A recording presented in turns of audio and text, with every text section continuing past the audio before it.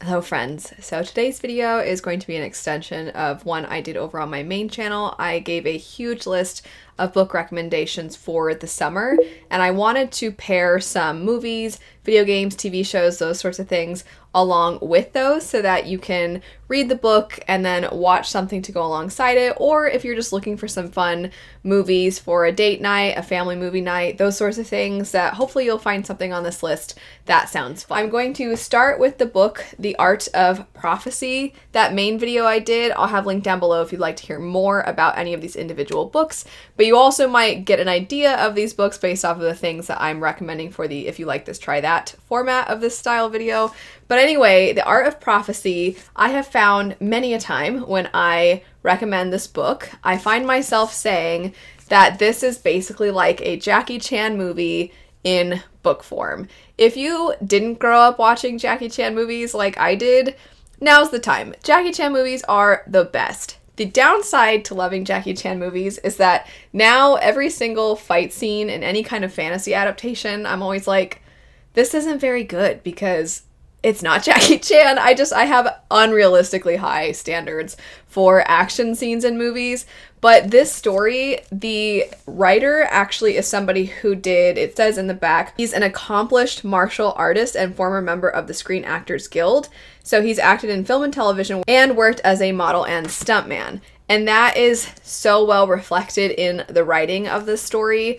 While I was reading this, the action scenes just seemed unusually vivid. They seemed described in a way that didn't feel too specific. It's just, he described it in a way that I knew exactly what was going on while still being really gripped by what was going on. And there's a lot of humor in this story, and some of the humor is a little extra silly, and some of the humor is within the action scenes, and nobody does that better than Jackie Chan. So if you read this book and you're looking for a movie or something to go alongside it, I highly recommend just Jackie Chan movies in general. They pair so well together. After that, I have one of you to thank for this next comparison, because when I talked about the book, The Adventures of Amina al-Sirafi, which is I've described as peak adventure fantasy, one of you said that this reminded you so much of the feeling that you get when watching Indiana Jones.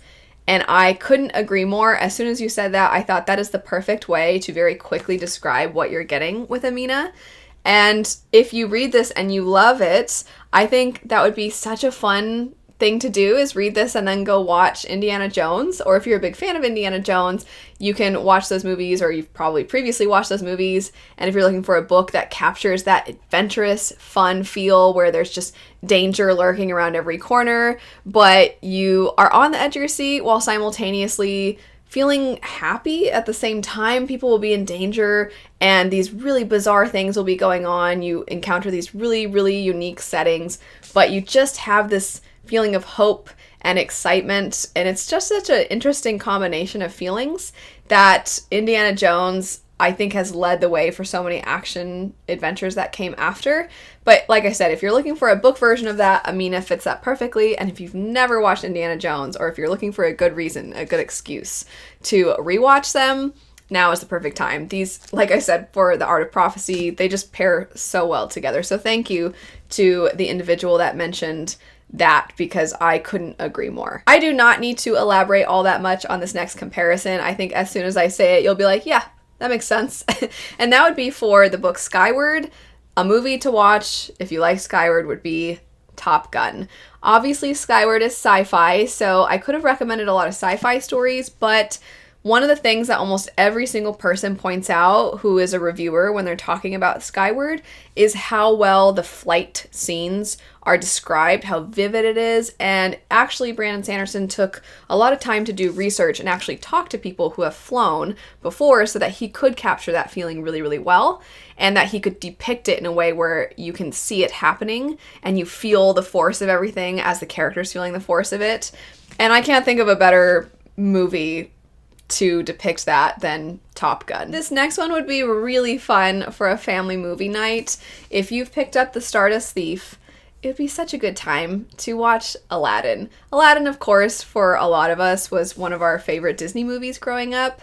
And this story is a 1001 Nights retelling, and so you're going to see a lot of the stories from that woven into the main story within this. And this is very adventurous. You're going to see this trek across the desert. You're going to see the area they go into where there's magical artifacts and you want to make sure you don't really touch anything. And a lot of those types of plot points that you see in Aladdin are very similar to what you see in this. It's not the exact same story, of course. This has a very different story, but with a lot of the same pieces within it, whereas Aladdin is obviously zeroing in on one specific story, but they do go hand in hand really, really well, and I think it's got some great crossover within it. This next one is super obvious. I probably don't even really need to say it, but I'm going to say it anyway. I recommended the Witcher series within my video of book recommendations for the summer, and obviously if you have not played the video game, don't bother with the show. It's not very good.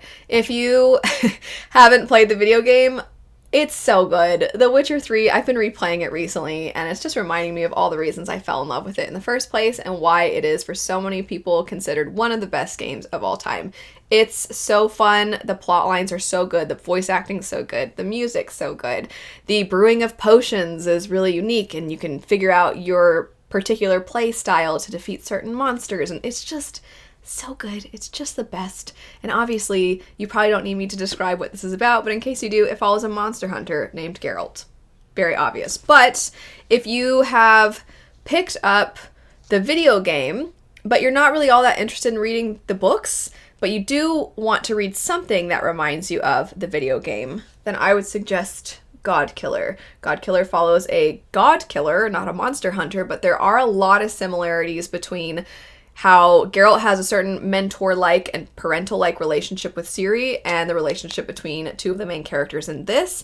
In fact, I think that relationship between Geralt and Ciri is such a focus in the game, and in the books, it's a focus initially, and then you follow so many other characters that you find yourself, or at least a lot of fans of the books find themselves wishing you would see more of Geralt and Ciri. So it's kind of like if you've wanted more of that, Godkiller is the book for that element of Ciri and Geralt's relationship. And also just the way in which people have a certain view of the monster hunters, of the Witchers in the Witcher series. You're going to see a similar thing with the Vega, as they're called, the god killers in that particular story. Next up, we have a romance story, and that would be the Unhoneymooners.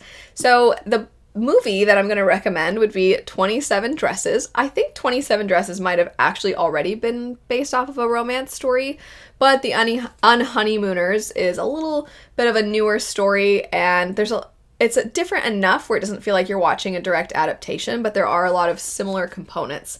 For one, in the movie 27 Dresses, you're following a woman and her sister. Her sister is getting married to someone, and then there's another individual who is involved with the wedding, and it is because of this wedding that that individual and the main character have to interact, and they don't really necessarily get along, but then of course it's a romance story, so attraction builds and whatnot. And in this story, you're following a woman whose sister is getting married, and due to this wedding, you're finding that there is another individual who is involved with the wedding, and it is because of that that guy and our main character have to interact with each other. The difference is that in this, they, because of reasons, they go on what was supposed to be her sister's honeymoon together, and they can't stand each other, but because of the forced proximity and everything, they start to talk and they start to get to know each other a little bit more and all of that fun stuff. So if you've read that book and you're looking for a movie that you think would work well, that isn't exactly the same, but still pulls from a lot of the same kinds of tropes and whatnot, then I think 27 Dresses is very fitting. This next one, I have said so many times this very thing, so I thought I have to include it on this list, and that would be A Wizard's Guide to Defensive Baking and Shrek. I say almost every single time that I talk about this that the tone of it and the humor reminds me of Shrek, in that it is technically for a younger audience, but there's clearly a ton of jokes that are for adults, and there's plenty for the whole family to enjoy. I think that when I say that, I could be talking about Shrek and I could be talking about this book. And that is why I always mention Shrek when I talk about this one. Plus, who doesn't like Shrek? Shrek is great. It's a masterpiece. It's very, very fun.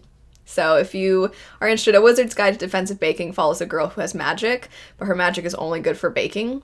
And then there is a murder, and she is the prime suspect.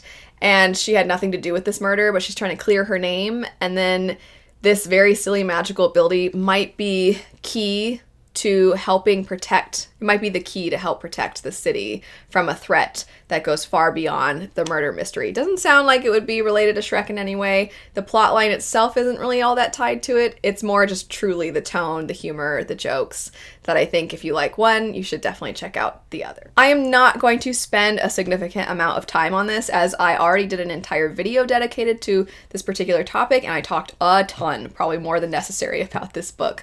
But the Winnowing Flame Trilogy by Jen Williams. If you have played Elden Ring and you are looking for something in book form that has a lot of similar lore components, or at least some parallels, then I highly recommend the Winnowing Flame Trilogy. And if you've read this and you're like, what could I watch or play that reminds me of this? Elden Ring's lore. In actuality, playing Elden Ring, you're probably going to be like, how is this similar? I don't know anything. I can't tell what's going on. You might have to do some research into the lore of Elden Ring if you are going from the book to the game. But if you're a fan of the game and you've looked into the lore, this will be an easy jump for you. And if you are wanting to know more about this, if you're wanting to see more recommendations for if you like Elden Ring, what should you read, then I will have that video linked, as I did have a whole list, and I go pretty in depth about why certain books I think would be appealing if you like that video game. Next up, I also don't really need to elaborate on this, not because I've already talked about it, but because it's obvious. And that would be the standalone fantasy novel Ruination. It takes place in the League of Legends world. So obviously you can check out the League of Legends video games, but you can also watch Arcane, which is basically the greatest show to ever exist. It's so good. This follows completely different characters. There is one of the games where the opening cutscene is actually showing you a scene from this, so I was like, oh, that's kind of cool, but I didn't really care for the particular game. But it is within the League of Legends world. And then Arcane, though, is just, it's perfection. It's so good. If you haven't watched Arcane yet, go watch Arcane. I know for some people they think, I'm not really into animated stuff, or isn't it based off a video game? I don't know. Go watch it. It's so good. It's so good. Unless you really, really, really can't stand animation. I don't know. It's a great story. It's great character development. The animation is so unique. The music is fantastic. The action scenes are so good. The way in which it depicts trauma and mental health, it is just top notch. It's so good. Ruination is a lot of fun. It maybe doesn't dive as deep. It's maybe not as heavy, but I still think the way it combines plot and character moments, it's balanced really well, and it's within the same world. So it was kind of cool to see a different area and different characters within that world. Next up, for the Queens of Renthia series, this is a series where the highlight, in my opinion, is its setting, which is a forest setting. And the setting very much feels alive. And I always find myself thinking, I love this forest setting. What video game has a great forest setting? And for the longest time, I couldn't think of one, but Ori and the Blind Forest, it's such a good game. The forest, the way it interacts with the main character, I guess you could say, from the game versus how the characters from this interact with the forest, it is going to be pretty different. But the setting, it's not as close of a comparison as some of the other ones I've mentioned on this list. But honestly, I kind of am just looking for an excuse to mention Ori, because Ori is a beautiful, beautiful game. It's so much fun. The music is so pretty and heartbreaking, and there's really not a lot in the way of direct storytelling. You kind of pick things up as you're playing, and the opening scene is so emotional, even though you're really not hearing any communication between characters. It's just showing you scenes, and it really, really hits. But it's just the setting. It's the forest setting, and I've not come across any other video game that does the forest setting better than that one. And I've not really come across too many books that do a forest setting better than Queens of Renthia. Next up, we have Razorblade Tears. In the video I did, I mentioned that this is essentially a Denzel Washington movie in a book. So now I'm going to say the opposite. If you read this book and you're wanting to watch a movie, go watch some Denzel Washington movies. They're great. And what I said specifically is that I think Denzel Washington, so many of his movies have a way of doing great action and very edge of your seat and often kind of bloody, violent action, mixed with a lot of heart. You go into it thinking, I'm going to watch a cool, sorry, there's a gnat. You go into it thinking, I'm going to watch a cool, awesome movie. There's going to be great action scenes. I don't know why I'm doing that voice, but that's the impression of myself when I'm excited for an action movie. And then you go into it and you're suddenly finding yourself really emotional and you're like, I wasn't expecting to feel feelings, like these deeper, sadder feelings right now. And Denzel Washington's a great actor, so it's in part because of his acting, but it's also kind of the sneaky stories that appear in his movies. So if you have read Razorblade Tears, I would check out some Denzel Washington, and if you like Denzel Washington movies, I would suggest Razorblade Tears. And then last, the most obvious, but I still have to mention it, I recommended that people check out Fullmetal Alchemist this summer. I recommend they check it out any time of year. It's amazing. It's one of my favorite stories of all time. It is so, so good, and if you like the anime, check out, or excuse me, well, I guess it doesn't matter. If you like the anime, check out the manga. If you like the manga, check out the anime. Brotherhood is the one that specifically follows the events of this one, as the first time the anime came out, this wasn't done yet, and so it kind of goes off in a different direction, and then eventually this was completed, and then they made Fullmetal Alchemist Brotherhood, which follows the events within this pretty closely. There's very few things that are different, and the only real thing is like sometimes there's a few scenes left out, but overall it's about as perfect of an adaptation as you could ask for. So, so, so good. I need more people to watch Fullmetal. It is fantastic. But anyway, that's it for some. If you're looking for some summer books and you want to have some movies, video game shows to go along with them, kind of an if you like this, try that format, then these would be the ones that I would recommend. Like I said at the beginning, I will have my main video where I talk about a lot more books and stories than just the ones here. I'll have that linked if you'd like more recommendations. Feel free to also, for any of the ones I mentioned, give your own recommendations, because I would love to see them, but I know other people who come to this video would likely love to see them as well. Anyway, that's it. I hope you have a fantastic rest of your day, and I'll see you later. Bye.